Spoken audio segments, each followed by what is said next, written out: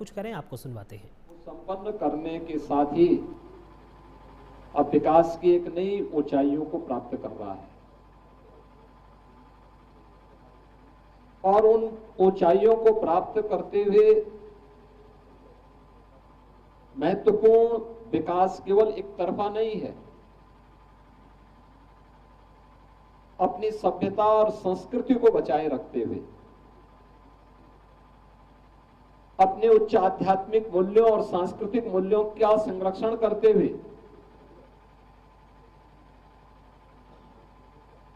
जीवन के प्रत्येक क्षेत्र में विकास के नित्य नए आयाम आज यहां पर स्थापित हो रहे हैं। हम सबको इस बारे में ध्यान रखना होगा कि भौतिक विकास ये जीवन का अंतिम लक्ष्य नहीं होता है और उसका एक पक्ष है, तात्कालिक आवश्यकताओं की पूर्ति का वो माध्यम होता है। लेकिन विकास वही सार्थक होता है जो अपनी सभ्यता, अपनी संस्कृति के मूल्यों का संरक्षण करते हुए,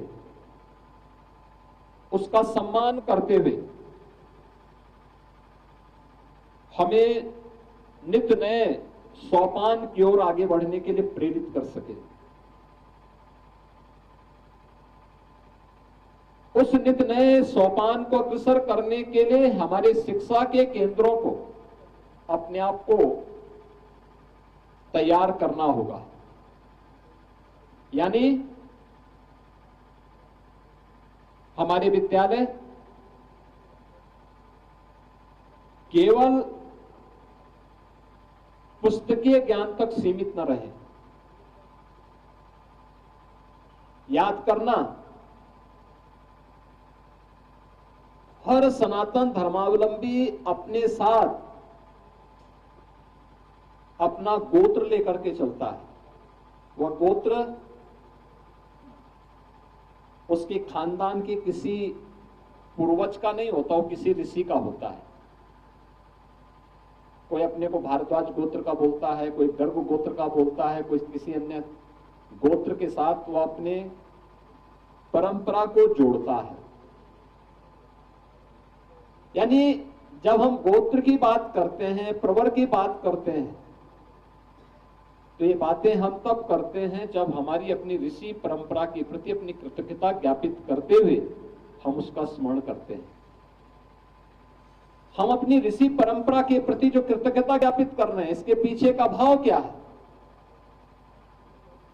उसके पीछे का भाव यही, क्योंकि यह हमारी शिक्षा के, हमारे संस्कारों के केंद्र थे, जैसे प्राचीन काल में गुरुकुल भी कहते थे। ये गुरुकुल केवल अध्ययन का एक मात्र साधन नहीं था, ये गुरुकुल शिक्षा भी केंद्र थे, शिल्प के भी थे, कृषि के भी थे, आयुर्वेद के भी थे। जीवन में पारंगत बनाने के वे केंद्र बिंदु थे, जहां से निकला हुआ पढ़ा हुआ छात्र कहीं भी अपने आप को जीवन संग्राम में असहाय नहीं पाता था। उसके लिए कोई कार्य छोटा नहीं था, उसके लिए कोई कार्य कठिन भी नहीं था। और जब भी किसी व्यक्ति के लिए कोई कार्य न छोटा होता है, न चुनौतीपूर्ण होता है, तो उसको सफल होने में दुनिया की कोई ताकत रोक नहीं सकती है। याद रखना, जीवन में वही सफल हुआ है जिसने सदैव सकारात्मक भाव के साथ अपनी सीढ़ी चढ़ने का प्रयास स्वयं किया है। बैसाखी के भरोसे नहीं, अपने पुरुषार्थ से, अपने परिश्रम से, अपनी मेहनत से।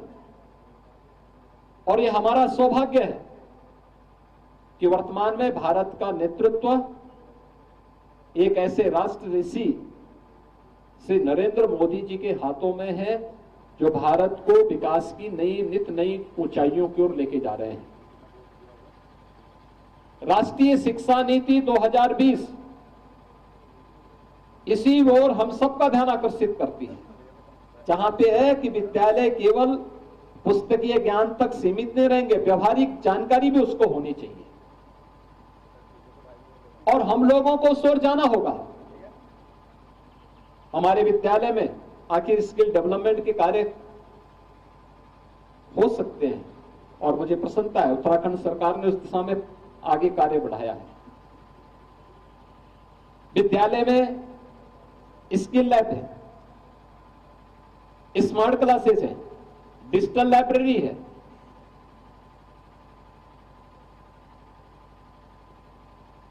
आज के समय की जो इमर्जिंग टेक्नोलॉजी है उससे जुड़ी हुई चीजों को भी और आसान बनाने की तैयारी और उसका केंद्र बिंदु हमारे शिक्षण संस्थान बनता है। याद करिए ना, किसी महापुरुष ने 1965 में यमकेश्वर में, तब साधन नहीं थे, सड़कें नहीं थी, बिजली नहीं थी। यहां पे बिजली आई है 1986-87 में। उससे पहले लालटेन चलती थी, केरोसिन से, लालटेन से उस समय की पूरी पीढ़ी पड़ी। आज गांव-गांव में बिजली है, गांव-गांव में पेयजल की साथ व्यवस्था है, गांव-गांव में सड़कें जुड़ी हुई हैं, आवागमन आसान हुआ है। हम लोग यमकेश्वर में जब आते थे मेले के अवसर पर, बहुत कठिन कार्य था। शिवरात्रि के अवसर पर यहां मेला लगता था और मेले के अवसर पर नदी में पानी होता था, तब भी हजारों की संख्या में लोग यहां पे यमकेश्वर महादेव के मंदिर में आके दर्शन करते थे, जल चढ़ाते थे, मेला में भ्रमण करते थे और फिर आपस में मिलकर के वापस अपने घर जाते थे। पैदल ही जाते थे, पैदल ही आते थे, आवागमन के साधन नहीं थे। आज देखिए कितनी अच्छी कनेक्टिविटी हो गई, कितने अच्छे साधन हो गए। आप कहीं से भी आ सकते हैं, इधर बिथियाणी की ओर से भी आ सकते हैं और इधर से भी, मुझे लगता है उत्तर दिशा से भी एक रास्ता बना हुआ है, जहां से मैं भी, जब हम लोग आ रहे थे तो मैं देख रहा था वहां से भी काफी वाहन आ रहे थे। वास्तव में 1965 में स्थापित इंटर कॉलेज और 1965 में इस स्थापित इंटर कॉलेज पुराना भवन था, जर्जर भवन था। आज यहां पे भव्य भवन आपके पास आ गया है। सरकार जो आपको सुविधा दे रही है उस सुविधा के अनुरूप शिक्षा की क्वालिटी को ठीक करना इस शिक्षकों का दायित्व भी है और उसके अनुरूप मनोयोग से पढ़ना ये छात्रों का दायित्व भी है। हमारी शिक्षा के केंद्र हमारी संस्कृति और सभ्यता के भी आधार स्तंभ बने, क्योंकि हमें अपनी शिक्षा को संस्कारों के साथ जोड़ना है। अक्सर होता है जब हम लोग विद्यालय की व्यवस्था की बात करते हैं तो बहुत सारे कुछ लोग ऐसे हैं जो अधकचरे ज्ञान के साथ आते हैं, तो कहते हैं कि आखिर सरस्वती वंदना क्यों होनी चाहिए, प्रश्न उठाते हैं, राष्ट्रगान और राष्ट्रगीत पर प्रश्न उठाते हैं। याद रखना, ये हमारे संस्कार के प्रतीक है, मातृशक्ति के प्रति हमारे मन में श्रद्धा के भाव से हम सबको जोड़ते हैं। हमने ज्ञान के अधिष्ठात्री देवी के रूप में मां सरस्वती को पूजा है और मां सरस्वती ये तो नहीं बोलती है कि कौन व्यक्ति, कौन जाति, कौन मत और कौन मजहब है। जो मेहनत करेगा, जो सही दिशा में सोचेगा, सकारात्मक भाव के साथ कार्य करेगा, मां सरस्वती की कृपा उस पर उसी प्रकार से बरसती हुई दिखाई देगी।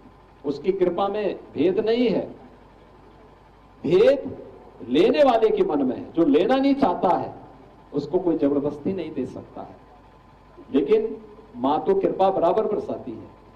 महादेव के मंदिर में जो आएगा वही तो आशीर्वाद प्राप्त करेगा, जो आएगा ही नहीं वह उससे वंचित ही रहेगा, क्योंकि उसके मन में नकारात्मकता है। नकारात्मकता जीवन में हमेशा व्यक्ति को पतन की तरफ लेके जाती है, दुर्गति की तरफ लेके जाती है। सकारात्मकता हमारी गति को प्रगति की तरफ बढ़ाती है। ये हमें तय करना है कि हमें प्रगति अच्छी लगती है या दुर्गति अच्छी लगती है। अगर प्रगति चाहिए तो सकारात्मक सोच बनाइए, दुर्गति की ओर कोई जाना चाहता है तो नकारात्मक सोच के साथ कार्य करें। और यह दृष्टि जब भी हमारे मन में होगी कि हमें अपने देश के लिए कुछ करना है। उत्तराखंड की भूमि तो वैसे भी देवभूमि है। नौजवान देश की सीमाओं पर देश की रक्षा करता है। जीवन के जिस भी क्षेत्र में गया है उसने अपनी प्रभावी उपस्थिति से देश को, समाज को एक नई दिशा दी है, उसको आगे बढ़ाने में मदद की है। यहां के हिमालय से निकला हुआ जल पूरे उत्तर भारत की भूमि को उपजाऊ बनाता है, देश का पेट भरता है, दुनिया के लिए खाद्यान्न आपूर्ति का एक माध्यम बनता है, बागवानी का एक माध्यम बनता है। इस प्रकार का इंफ्रास्ट्रक्चर हर स्तर पर हो, इस सरकार चाहती है। सरकार सहयोग भी देना चाहती है। हम सबका दायित्व बनता है कि उसका उपयोग हम करें। बच्चों को गांव में रह करके पढ़ाने की प्रवृत्ति के साथ जोड़ें। याद रखना, ये गांव हमारी सभ्यता के मूल हैं।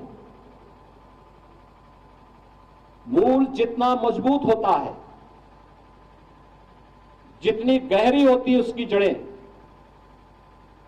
उतना ही पेड़ फलता फूलता है और आगे बढ़ता है। याद रखना, नींव जितनी कमजोर होगी भवन उतना ही कमजोर हो जाएगा। मूल जितनी कमजोर होगी उतना ही पेड़ आसानी से किसी झंझावात और तूफान की चपेट में आ जाएगा। हमने देश को, अपनी संस्कृति को, अपने समाज को किसी झंझावात और किसी तूफान की चपेट में नहीं आने देना है। गांवों को प्लान से बचाना पड़ेगा। गांव को शिक्षा के, नवाचार के, शोध के एक नए केंद्र के रूप में विकसित करना पड़ेगा। हमारे गांव फिर से ग्राम स्वराज की उस परिकल्पना को साकार करें जिसके लिए हमारा गांव जाना जाता था। एक आधार था, स्वावलंबन था, उसमें आत्मनिर्भरता थी, उसमें सब कुछ था।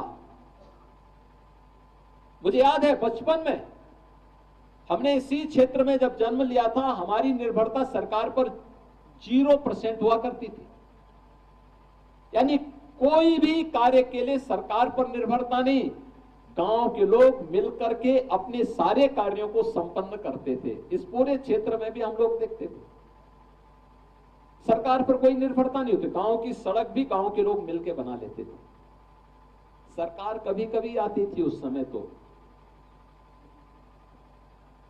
जनप्रतिनिधियों के दर्शन, अब तो देखो, मैं देख रहा था यहां पे यहाँ के विधायक नाम ले लेकर के पुकार रही थी सबका। और जब हम लोग 1980 के दशक में देखते थे तो विधायक और सांसद का दर्शन चुनाव के समय होता था 5 साल में, बाकी कभी नहीं दर्शन होता था, कभी नहीं दर्शन होता था। आज तो अगर 1 महीने अगर विधायक नहीं आए तो हर व्यक्ति आंखें लाल पीला करके बैठ जाएगा कि देखो नहीं आया। लेकिन आज हर जनप्रतिनिधि, एक एक कार्यकर्ता का, क्षेत्र के जनप्रतिनिधियों का, ग्राम प्रधान कौन है, जिला पंचायत सदस्य कौन है, ब्लॉक प्रमुख कौन है, क्षेत्र पंचायत के सदस्य कौन है, उन सबका नाम ले लेकर के बुला रहे थे, पूछ रहे थे। ये चीजें क्या दिखाती हैं कि संवाद सरकार के स्तर पर, जनप्रतिनिधियों के स्तर पर बढ़ा है। पहले लोग दिखाई नहीं देते थे, लेकिन अपने गांव को आत्मनिर्भर बनाने के बजाय उनकी निर्भरता सरकार पर ज्यादा कर दी।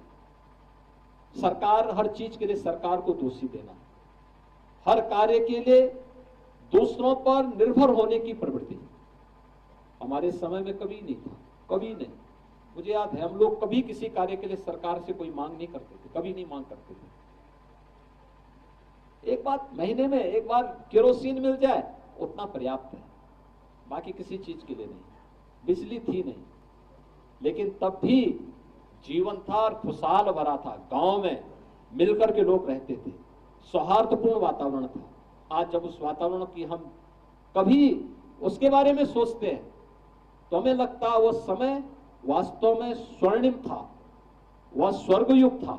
और आज जब कलह देखते हैं, आपस में मारकाट देखते हैं, भाई भाई में विवाद देखते हैं, अव्यवस्था देखते हैं, इन चीजों को लेकर के पारिवारिक कलह देखते हैं, तब लगता है कि ये विकास नहीं है, ये वास्तव में यही तो उस नकारात्मकता से, भौतिकता से उपजीवी नकारात्मकता है जो व्यक्ति की प्रगति को नहीं, ये उसको दुर्गति की ओर लेके जा रहा है।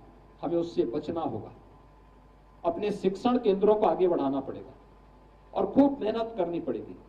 हमारे शिक्षकों को मेहनत करने से, सरकार के साथ तालमेल बिठा करके सरकार के हर एक कार्यक्रम को लागू करने के साथ ही एक अभ्यास के साथ जुड़ना पड़ेगा। देखिए, कुछ भी करने से, प्रयास करने से सब कुछ प्राप्त किया जा सकता है, सब कुछ प्रयास किया जा सकता है।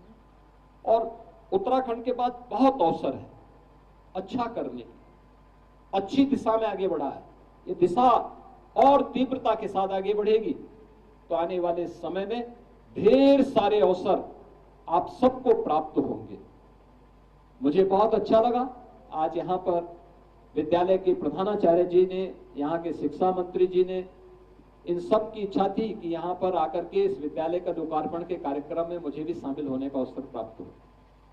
और मुझे इंटर कॉलेज में वास्तव में मैं बहुत पहले आया था यहाँ पे एक बार, और मैं आया था यहाँ पे मेला ही था, मेले के कार्यक्रम में मैं आया था। तो यहाँ पे कोई उस समय एक सांस्कृतिक कार्यक्रम था, सांस्कृतिक कार्यक्रम में कुछ गढ़वाली और कुमाऊनी गायक आए हुए थे, बहुत अच्छा गाना गा रहे थे। यहाँ पर इसी प्रांगण में उनका कार्यक्रम था, बहुत पहले की बात है, मुझे लगता है कि आज से लगभग 45 वर्ष पहले।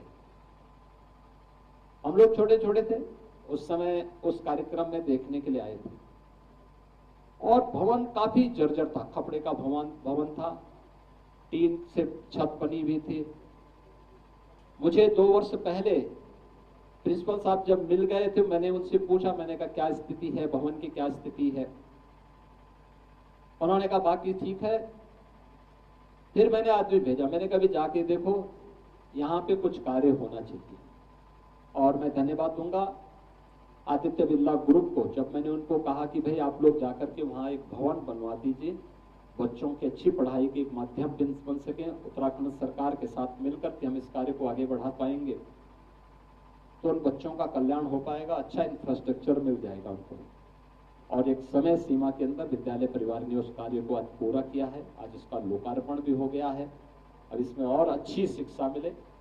यह संकल्प हमारा तभी पूरा होगा जब हम लोग अब प्रतिस्पर्धा के साथ बच्चों को जोड़ें।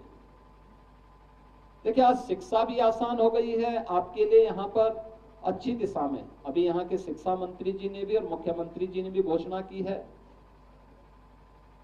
कि साइंस के लिए या अन्य विषयों के लिए सरकार के प्रांतीकरण की मांग जो है, उसके लिए प्रबंध समिति अगर उनको दे देगी तो वो यहाँ पे उसकी मान्यता को बहाल कर देंगे, उस मान्यता को इसके साथ जोड़ देंगे। हमारा प्रयास होना चाहिए।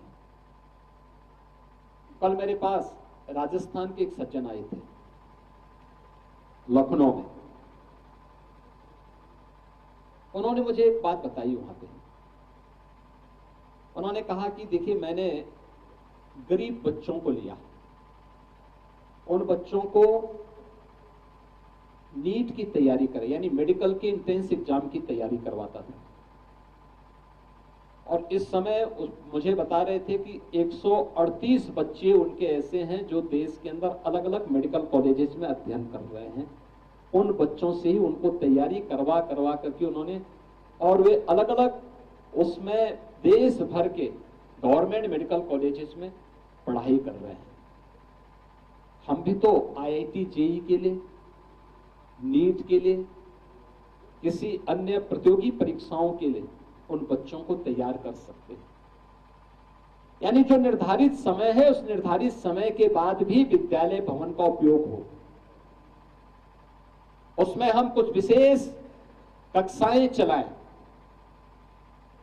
हमने जैसे उत्तर प्रदेश में एक चलाया है अभ्युदय कोचिंग का।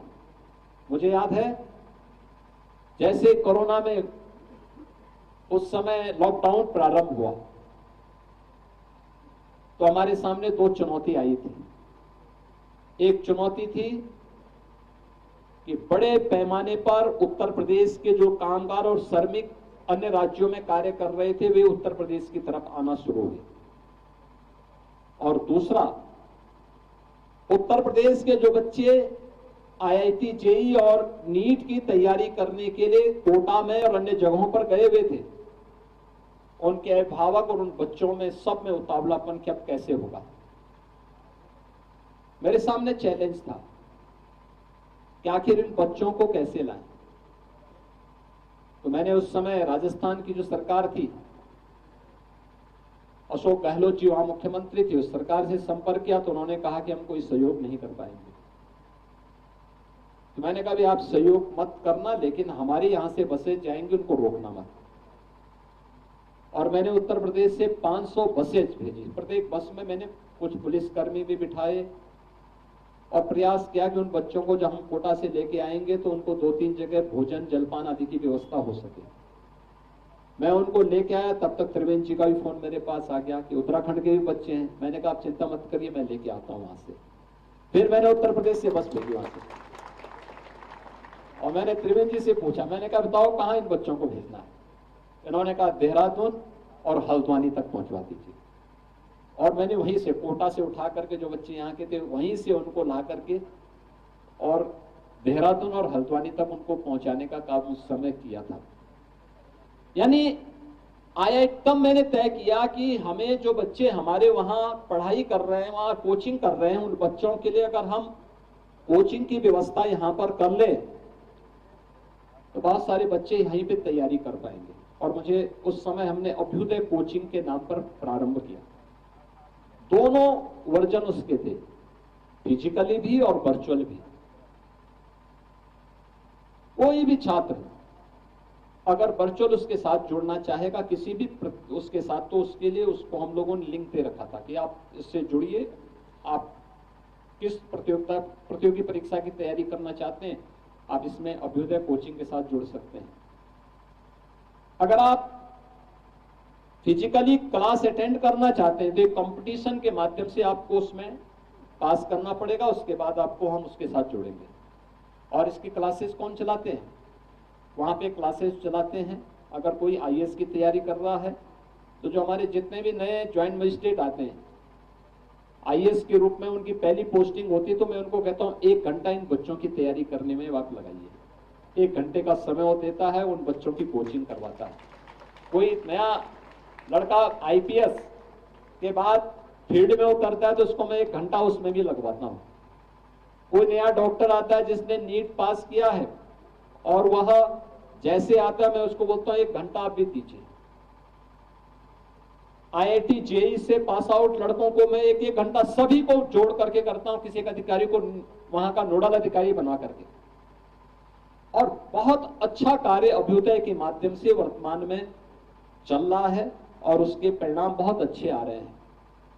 मुझे लगता है कि विश्वविद्यालय यहाँ पर ये विद्यालय चाहे तो यहाँ पर इन लोगों यहाँ पर भी ये लोग यहाँ पे सरकार की भी मदद ले सकते हैं और यहाँ के शिक्षक भी अपने स्तर पर उन बच्चों को तैयार कर सकते हैं, अच्छे ढंग से उनको तैयार कर सकते हैं, कंपटीशन के योग्य बना सकते हैं। बहुत अच्छी दिशा में प्रयास आगे बढ़ सकता है। हमें एक असही दिशा में आगे बढ़ना पड़ेगा। दूसरा, केवल अपने पाठ्यक्रम के को ले जाने से अच्छा लकीर का फकीर बनने के साथ ही बनने की बजाय कुछ नयापन करने की तैयारी। यमकेश्वर महादेव का इतना अच्छा मंदिर, यहाँ पे पर्यटन की क्या संभावनाएं हो सकती है, इस दिशा में विद्यालय को जोड़ना चाहिए। बागवानी के क्या अवसर हो सकते हैं, यहाँ पे सब्जी की अच्छी खेती हो सकती है, कैसे हम कर सकते हैं। अन्य कृषि के क्षेत्र में, बागवानी के क्षेत्र में, औद्यानिक फसलों के क्षेत्र में हम कैसे लोगों को तैयार कर सकते हैं। ऑर्गेनिक, यहां तो जो कुछ भी मिलेगा वो ऑर्गेनिक मिलेगा, इतना शुद्ध दुनिया के अंदर कहीं नहीं मिलेगा। अभी जब मैं आ रहे, हम लोग ऊपर विद्यालय की तरफ आ रहे थे, यहां के माननीय मुख्यमंत्री जी कह रहे थे कितना शुद्ध जल है, यानी जितना शुद्ध जल बह रहा था नहर में, यहां छोटी सी कूल जा रही थी उसमें,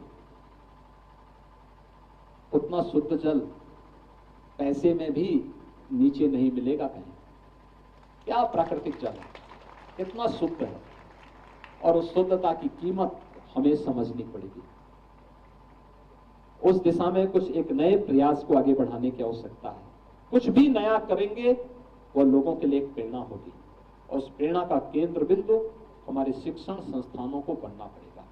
हम उस दिशा में आगे बढ़ पाएंगे, इस विश्वास के साथ मैं एक बार फिर से इस विद्यालय के संस्थापक श्री स्वर्ण सिंह चौहान जी को विनम्र श्रद्धांजलि देता हूं। इंटरमीडिएट कॉलेज यमकेश्वर को इस भव्य भवन के लिए हृदय से बधाई देता हूं। इन सभी बच्चों के प्रति अपनी मंगलमय शुभकामनाएं व्यक्त करता हूं और विश्वास करता हूं कि आप लोग अच्छा करेंगे। यहां से कुछ भी बच्चे देश और समाज के लिए अपने आप को समर्पित भाव के साथ आगे कर पाएंगे तो उससे बहुत लाभ होगा। आप सबके प्रति मेरी मंगलमय शुभकामनाएं हैं। धन्यवाद। जय हिंद। तो पौड़ी गढ़वाल से आप उत्तर प्रदेश के मुख्यमंत्री योगी आदित्यनाथ को सुन रहे थे। यहाँ पर पहुंची हुई जनता को वो संबोधित कर रहे हैं, छात्र छात्राओं को संबोधित करते हुए नजर आए हैं। फिलहाल वक्त यहाँ पर एक छोटे से ब्रेक का है, जल्द हाजिर हो रहे हैं।